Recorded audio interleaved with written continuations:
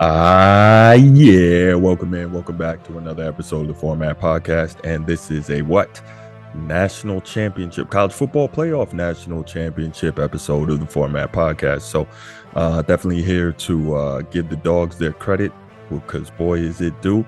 And yeah, but before we get to that, you know what we got to do. If you haven't already here on YouTube, click the subscribe, like, and notification bell so you can know when new episodes are coming out of the show and you're always on top of that. If you want the audio only version of the podcast, you know where to get that too. Go to your audio platform, type in the Format Podcast in the search bar, do a little search, we should come right up. Please give us that 5-star review if you enjoy the content. Also, make sure you share it with those who, you know, love sports talk and kind of want to hear some different and original thoughts and not the same stuff all the time. And leave a comment here on your audio podcast platform. Helps more sports fans find us, helps us find more sports fans. All right, let's get right to it. So, college football playoff national championship game is not over yet, and it looks like Georgia's getting ready to tack on some more points here. It's 52-7 right now. And that's with about 10 minutes left in the fourth quarter. Absolute blowout, absolute domination, absolute destruction, absolute demolition. What other words can we think of? Absolute evisceration. I mean, whatever word you want to use for the way one team can absolutely just destroy, demolish, own another one. Georgia's doing that to TCU tonight. Now, I know that sounds like I'm being disrespectful to TCU, and I'm trying not to because, you know, they absolutely deserve to be here. They had a hell of a season. They beat the second best team in the country to get here. Wow. And Georgia just runs it in again. I mean, so big, so strong, so fast, so well coached. They are just a machine. Kirby Smart has done a tremendous job building that program pretty much in the Alabama model. And who knows how long they're going to be on top, but it is scary. But there it is. That should be it. Another touchdown. Is that another touchdown? Sorry, I got the game on my second monitor here as I record. And yes, that's another touchdown. Geez, 58-7 Georgia. Going into this game, I had actually picked Georgia, but by single digits. I thought this game was going to be close based on what we'd seen from TCU all year. But Georgia came out, absolutely ramrodded them. And, you know, it's the crazy thing. You know, this is, by all intents and purposes, a Georgia team who probably shouldn't even have been here. You know, Ohio State misses that kick at the end of the game, and we got a totally different thing we're discussing. But you know, every great team, champions, they always get a little bit of luck along the way. But when it came down to it, championship game and showing who's clearly the best and who has been the best for the last 2 years, there's no doubt about it. So I want to show all the love to Georgia. I'm not a Georgia fan, but that doesn't matter because what they have done, what they have built, what they are showing is worth showing the love. And they're just an incredible, incredible football team. And they're absolutely ramrodding another really outstanding football team.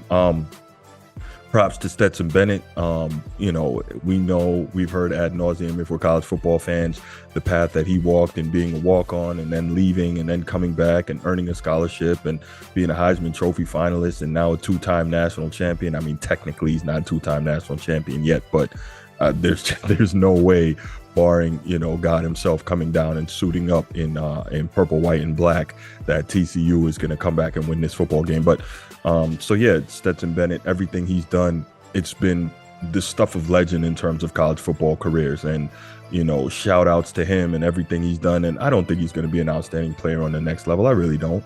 But I got to give credit. You know, he's faster than I thought. The way he runs this offense, this Todd Monken offense, is really outstanding. He doesn't make a lot of mistakes. He can really stand in the face of pressure and deliver the football.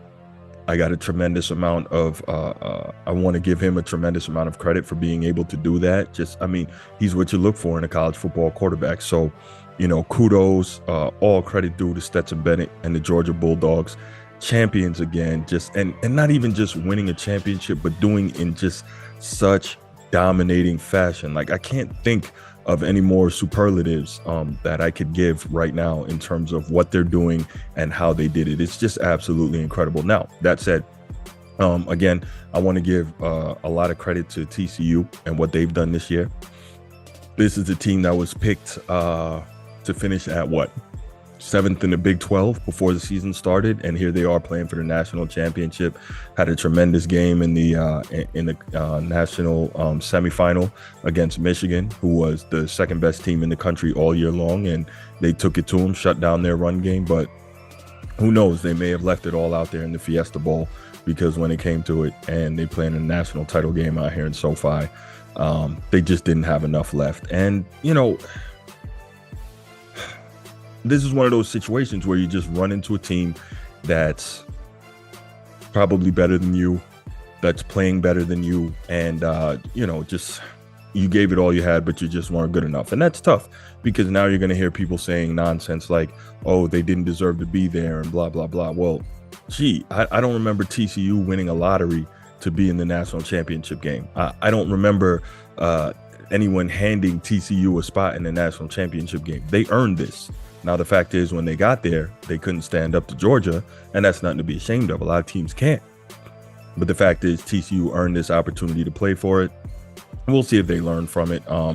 What I do think, real quick, about this run by TCU, this is going to make a 12-team playoff even more exciting. Who knows? You may have more Cinderella opportunities that are going to be coming down the pike. And for years, I've whined and complained in terms of this 14 playoff, because number one, it's so subjective in terms of who gets in. And number two, there's been a lot of really outstanding teams, I think, that maybe should have had the chance to play for it, but never got that opportunity. So with a 12-team playoff, we're going to see more opportunities given to the quote-unquote little guy, and who knows what may happen. And that's the beautiful thing about sports. You get out there on the field, and you got to prove it. But back to the the champs in about 9.5 minutes here, Georgia Bulldogs, 59-7 over TCU Horned Frogs. They've gone out there. They've earned it. They've left no doubt. There's no question. Clearly, they deserve it. Now, did they sneak past Ohio State? Absolutely. But when it came to finish the job, they took TCU behind the woodshed. And again, all credit due to Sonny Dykes and those Horned Frogs and Max Duggan and Quentin Johnson. Just an outstanding job. But when it came down to it, they weren't good enough to get the job done. Now, a couple of quick notes. Something that's really, really going to irk me, and I touched on this earlier, is this whole business about TCU didn't deserve to be there or they didn't belong there. And you will hear that tomorrow. I guarantee it.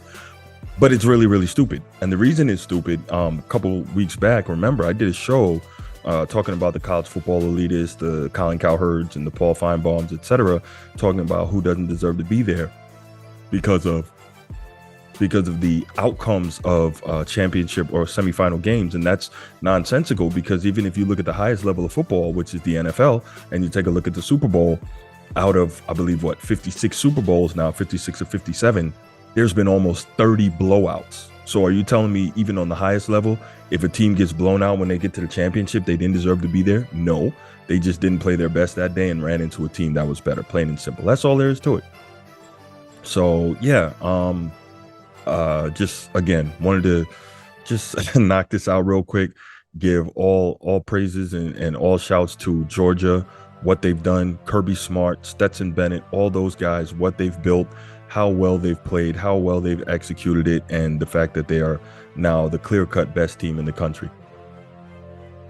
One more thing I'll say is it's going to be interesting watching all the other SEC fans who aren't Georgia fans the rest of tonight and the rest of tomorrow and the rest of the offseason, jumping on the Georgia bandwagon because Georgia's in their conference, which I really don't get.